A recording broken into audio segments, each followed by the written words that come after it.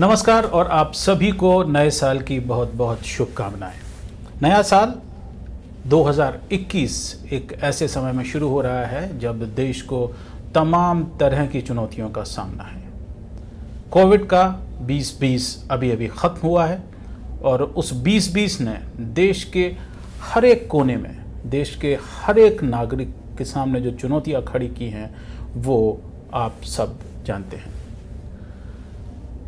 हम सभी ने इन चुनौतियों का बड़े जांबाजी से सामना किया है और 2021 से उम्मीद थी कि 2021 में आते ही कोविड की वैक्सीन जो है वो मिल जाएगी और कोविड की वैक्सीन मिलने के बाद में जो लॉकडाउन से देश की अर्थव्यवस्था को नुकसान हुआ था वो वापस आने लगेगा। लेकिन लगता है कि 2021 कुछ नई चुनौतियां लेकर हमारे सामने आ रहा है और इसमें सबसे बड़ी चुनौती होगी वो होगी देश में खेती और देश के किसान की। कैसे, हम आपको अगले कुछ मिनटों में ये बताते हैं और सिर्फ 4 ग्राफ हम आपको दिखाएंगे और इन 4 ग्राफ से आपको मालूम पड़ेगा कि किस तरह से देश में जो चुनौती है, जो हज़ारों किसान इस समय दिल्ली के बॉर्डर्स पर, दिल्ली की सीमाओं पर बैठे हुए हैं, उनके सामने क्या चुनौतियां हैं, सरकार के सामने उनकी मांगों को मांगने की क्या चुनौतियां हैं और क्यों ये संकट जल्द ही हल होने वाला नहीं है।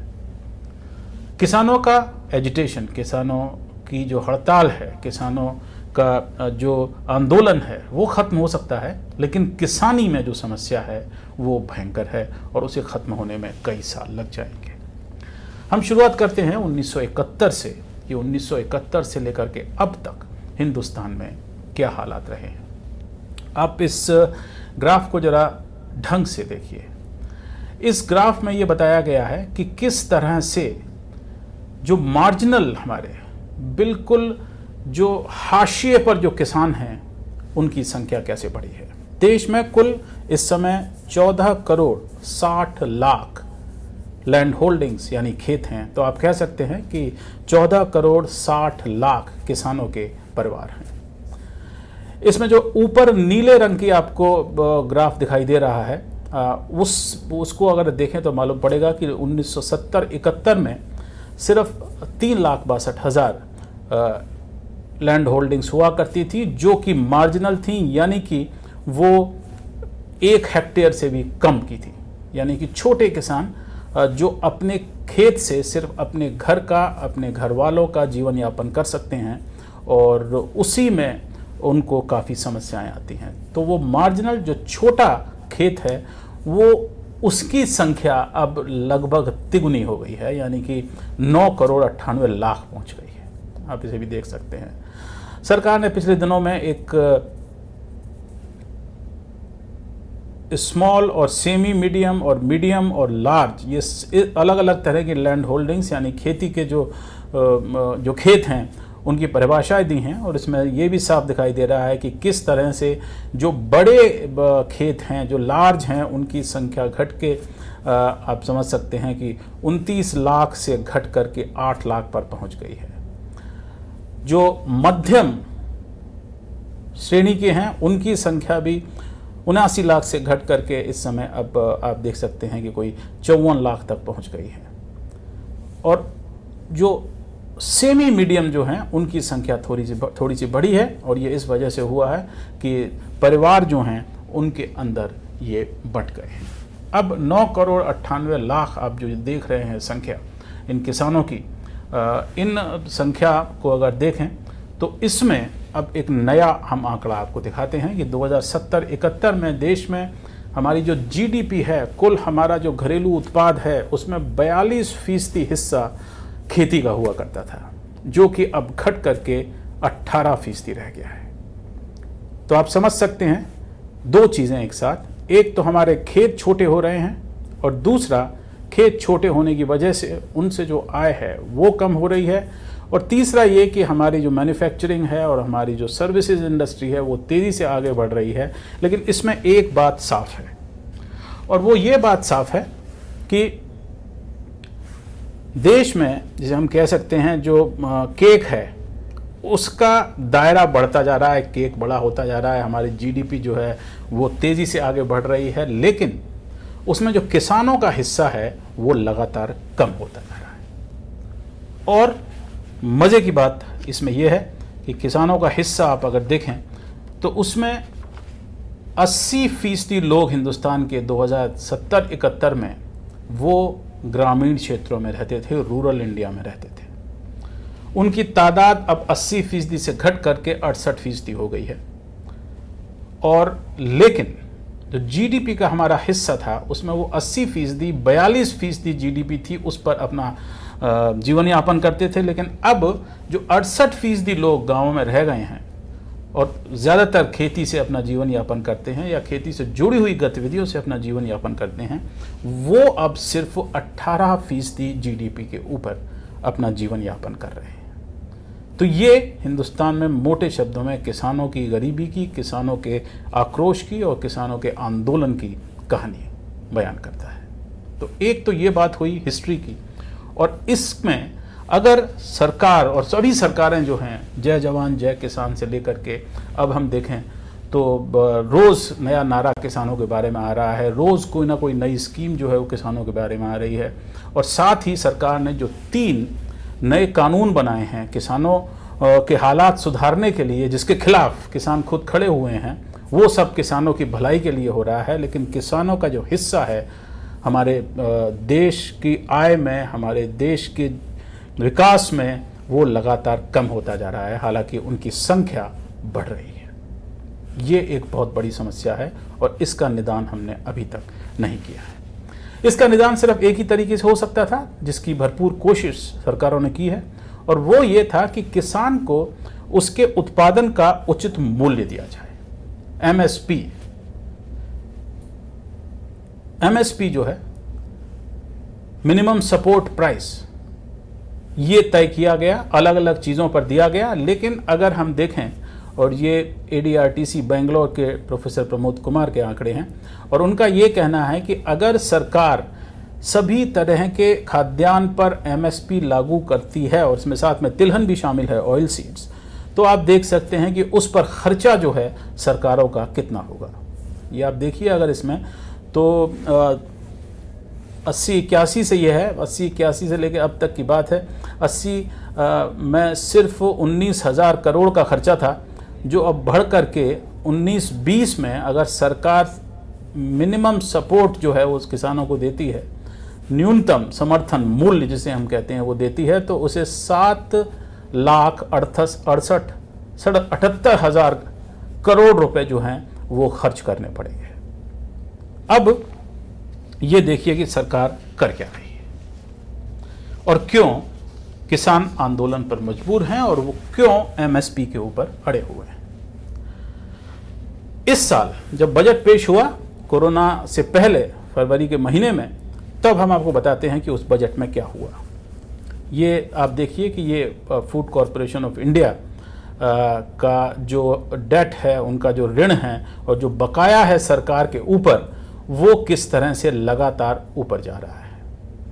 और वो आप देख सकते हैं कि वो अब 3.15 लाख करोड़, यानी 3,15,00,000 रुपए सरकार के ऊपर बकाया था। और ये 19-20 की बात है, 19-20 तक के आंकड़े अब तक मौजूद हैं। और इसमें अगर पिछले साल मार्च से लेकर के अब दिसंबर तक के आंकड़े अगर आप जोड़ते हैं, तो ये कोई 4.5 लाख करोड़ तक संख्या पहुंचती है।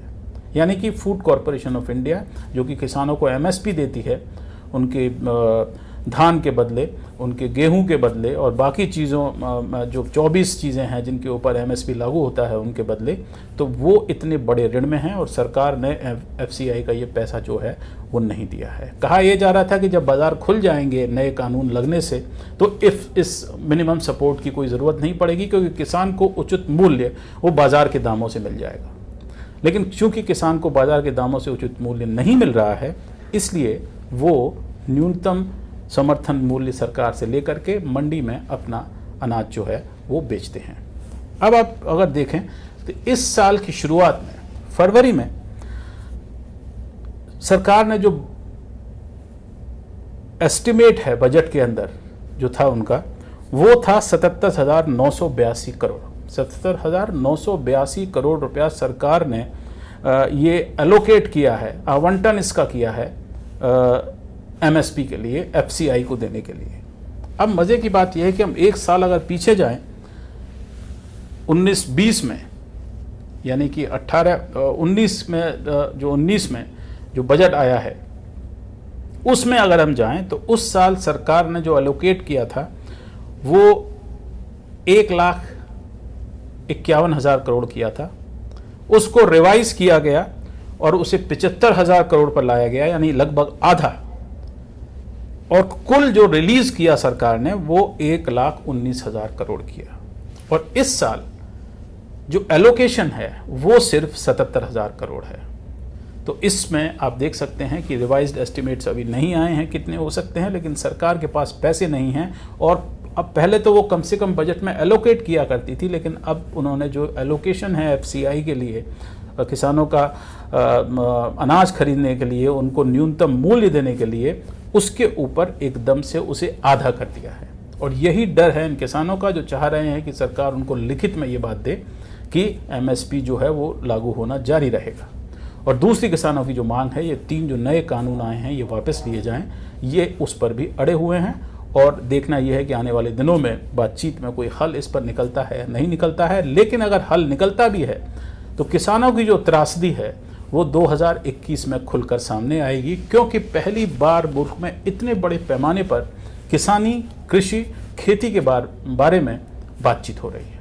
खेती के बारे में लोगों को मालूम पड़ रहा है कि किसान का हाल क्या है, लोगों को यह मालूम पड़ रहा है कि इनके साथ हुआ क्या। आपको हमने शुरू में एक आंकड़ा दिखाया था कि किस तरह से देश में अर्बनाइजेशन बढ़ा है। वो अर्बनाइजेशन इसलिए बढ़ा कि खेती के और माध्यम से उससे आय नहीं थी, उसकी वजह से लोग खेत छोड़ करके शहरों में आए। शहरों में वो कंस्ट्रक्शन में, घरों में, चौकीदारी में, इस सब चीज़ों में वो जो है अपना काम करने लगे। और जब लॉकडाउन हुआ तो ये वही लोग थे जिन्हें हम माइग्रेंट कहते हैं, अप्रवासी कहते हैं, जो वापस चले गए और वो अब अपने खेतों में हैं। और वो अब चाहते हैं कि खेतों में कम से कम इतनी आमदनी हो कि उनको शहरों में आना ना पड़े, शहरों में बेइज्जती ना झेलनी पड़े, और शहरों से जिस तरह उन्हें निकाला गया वो ना हो पाए। तो ये जो आंदोलन है किसानों का, ये इसी तरह जारी रहेगा। और आप इस बात को समझ लें ढंग से कि ये आंदोलन जल्दी ख़त्म होने वाला नहीं है। एक बार फिर हम आपको अंत में दिखाते हैं ये चारों चार्ट और इनका महत्व जो है वो हमारे मुल्क के लिए क्या है। नंबर 1 कि छोटे और बिल्कुल मार्जिनल हाशिए पर जो खेत हैं उनकी संख्या 2070-71 से लगभग तिगुनी होकर के 10 करोड़ के आसपास पहुंच गई है। यानी कि खेत लगातार छोटे होते जा रहे हैं, और अगर खेत छोटे होते हैं तो उनमें आप इतनी उपज नहीं कर सकते जिससे आप बाज़ार में बेच सकें या उससे आप अपने घर का जीवन यापन कर सकें। नंबर 1। नंबर 2, देश की जीडीपी में जो खेती का हिस्सा है वो लगातार कम होता जा रहा है। 42% से 2070-71 में ये घट करके 18% पर आ गया है। और संख्या जो है लोगों की हमारे ग्रामीण क्षेत्रों में वो इतनी कम नहीं हुई है। ग्रामीण क्षेत्रों में जो 80% लोग हुआ करते थे उनकी संख्या घट के सिर्फ 68% हुई है। 2। तीसरा, सरकार के पास में इतना पैसा नहीं है वो किसानों की सभी उपज को खरीद सके। इस साल आप समझ सकते हैं कि सिर्फ 10% जितना कि हम किसानों की पूरा उत्पादन है उसका सिर्फ 10% एमएसपी के लिए रखा गया है, जो कि 77,000 करोड़ है। जबकि कुल उत्पादन पर अगर एमएसपी लगाया जाए तो वो 7,78,000 करोड़ बैठता है। सिर्फ 10% सरकार के पास में है। और इसका सीधा असर जो है food corporation of India FCI के ऊपर पड़ता है, क्योंकि एफसीआई को सरकार लगातार उससे जो पैसा एफसीआई जो दे रहा है किसानों को एमएसपी पर अनाज खरीदने के लिए वो नहीं दे रहा है। और इस वजह से जो एफसीआई पर जो ऋण है, जो डेट है, वो लगातार बढ़ता जा रहा है।